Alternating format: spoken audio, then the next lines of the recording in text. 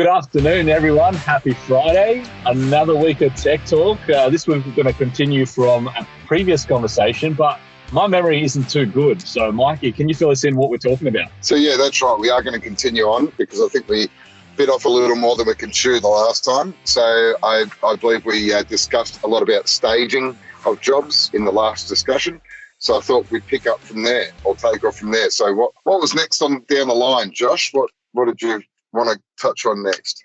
Well, the next one was the handover buff. You know, this should take about a minute. What, the buff? So, yeah.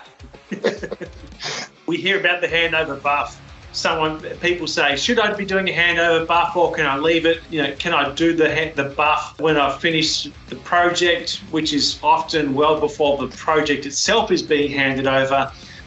So there's the discussion around, or should I actually come back and do the handover buff when, you know, the day before handover of the entire project? So pros and cons, gentlemen. Well, I guess I always put the sales hat on. I guess a pro would be, I see a handover buff being like an opportunity that you've got this beautiful finished product in front of you. So the person you've been doing the work for, whether it be a builder or a retail client or something like that, then gives you the beautiful finished product in front of you to discuss further opportunities, whether it be with the builder or whether it be word of mouth through the retail client and that sort of thing there. And yeah, maybe a bit of how to look after the floor and things like that. And as I say, just a good opportunity to put that sales hat on with that fantastic looking finished product that's just gone down and been applied so smoothly and effortlessly. Although great opportunity, there could also be a bit of a bad experience as well if you come back, which is going to lead into a different conversation too, is when you come back and all of a sudden other trades have made damage, or, you know, now you have maybe another day and a half worth of work in front of you because the painters, you know, spill paint everywhere, or the guys washing the bricks acid washed a part of your floor, and now they're coming back for the handover buff. yeah, the buffing's not going to do much, is it? So that could be a real problem, and I guess it's going to come back to that magic word of contracts. What's in your contract? And if you don't have one, what are you going to do in that scenario, especially if the full amount hasn't been paid for your invoice? Mm-hmm. Ouch. Yeah. I like mine better. I mean, in an ideal world, Mike, which is the world we live in, yes. But in case of emergency, you got to pull out the contract. Do you hand over buff? Always. I usually have clothes on myself, but I don't do it in the buff. Do you hand over buff? Do I hand over buff? Sorry, you're talking to me. Do I look like the kind of guy that gets out on the building side? I mean, seriously, where do you get this impression from? Look, I think you guys have touched on some really important topics, and of course, involved in the sorts of things you're talking about is how's the floor being protected? I think the building environment is a big key factor, whether we're talking a residential, who the client is it the builder, is it the actual floor owner? I mean, I can see some great value in a handover buff when it's a floor owner. They're invested, there's some, you know, emotional connection. You have that opportunity to sort of take them through close the deal off, basically start steering them in the future direction as far as maintenance and care for their floor, and tying yourself back into that relationship on a more long-term level from that point of view. But obviously, you know, in a retail commercial environment, yeah, why would you want to come back to something that maybe 6 months down the track where every man and his dog's been working on the floor after you've been there? So how the floor's been protected. I mean, some guys they like to leave the sealer down because you get a little bit of residual on the floor that just gives it a bit of extra protection. That sort of foggy layer that comes from the impregnating sealers just gives it that extra level of protection. But of course, that has to then come off. So I guess this scenario is who's got the liability? Where is it? Who's carrying the baby at what point in the project? Is it still on you, or is it on the client? And who is the client? And really, what's their interest and investment in the process? So I think there's some. They're all important considerations that have to be, you got to have some sort of idea of how you want to handle each one of them. And, you know, like you've mentioned, your contract really needs to be tailored and accordingly to that scenario and how you want to control it, because it's your product at the end of the day. It's all about controlling your exposure, but also controlling the opportunities that you want out of the whole project, not just necessarily the last stage of it. I guess when it comes to handover buff, I guess, let's say we're living in Mike's ideal world, we come back and we're ready to buff this floor. There's a couple of ways to do it, isn't there? Do we get the floor grinder out with some buffing pads on it? Or do we just get a burnisher, gas burnisher, electric burnisher? What are the pros, cons? What's the best way to do it? It's a great question. Depends. It's all situational. And so it's a really hard one to answer, Milan, because it all comes down to intent. And that's why I say it's situational, because I can't say who your prospective clients are or who your clients are today. I've got no idea what your sales and marketing plan even looks like. And it's all part of this, because you might say most of my guys are commercial clients and they're builders. They just want the project done. You get that done and get out of here as fast as you can and get your invoice in, right? That might be your thing, just churn. Your thing might actually be, look, I'm all residential. They're the only clients that I want. I don't want to work with the builder. I only want to work with the end user. Well, that changes everything, because end users build one house probably every 5, 7 or 10 years. So if you want repeat business, you're constantly having to get new customers. So how do you use that particular experience that you've created and potentially your handover buff to generate more ongoing sales? So it's kind of looking at everything from the start to the finish, but also to the next sale and the next year's worth of sales. What does the pipeline look like? Because the other side to this is some of those floors after your handover buff really should be getting some annual maintenance. Are you doing that?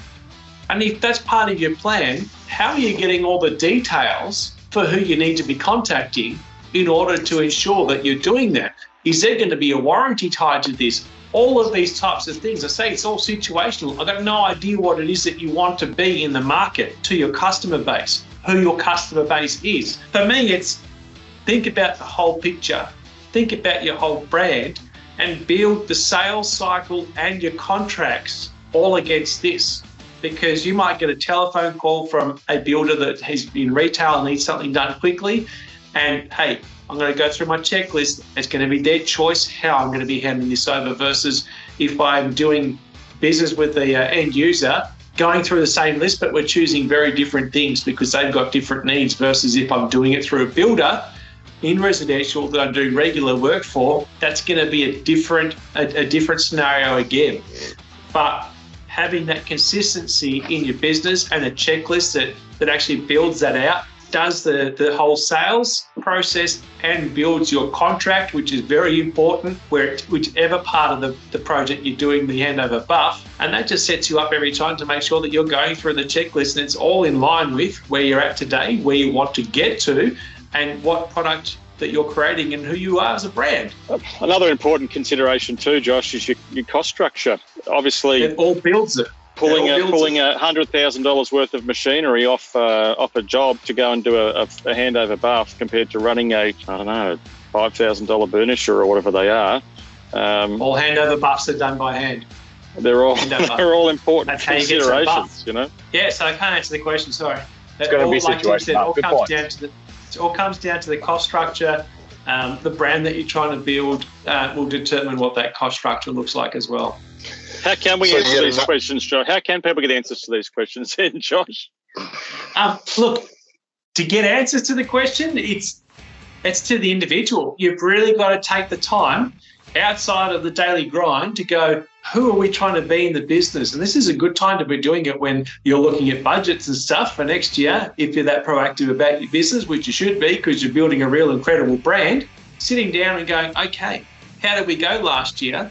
Where do we want to get to next year? And how do we build that out? What's that going to take? And actually putting pen to paper and thrashing some of this stuff out, creating a bit of a plan. You're not going to be able to do everything tomorrow because it's part of the plan, but you need to then decide what things are going to be next. What's the highest priorities and work your way through. I guess it's an opportunity to have a point of difference, but as you guys are saying too, you don't want that point of difference or that extra service to dig you a big hole either, do you? No way. Everything has a cost to it. And just because you say you're doing a handover buff and that's what you do on every project, that could be the thing that sends you broke. Pulling out your whole set up for the day to go and do a handover buff, it's not really worth anything anymore. It's not generating any extra value to your business. Shit, it seems so sad now.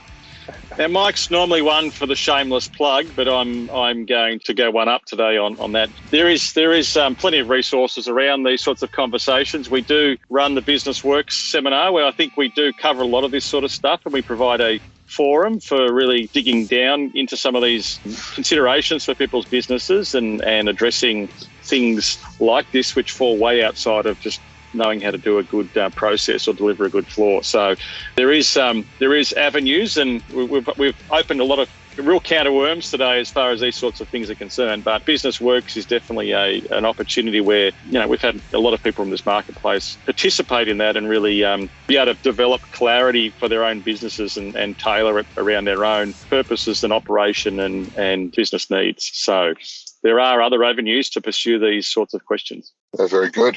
Speaking of pursuing, I'm going to pursue the weekend and some beers, I reckon. It's that time of the day.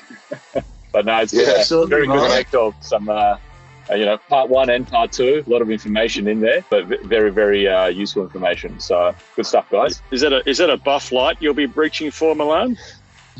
I was just going to say, is that like Duff, but buff? Yes. Good one, guys.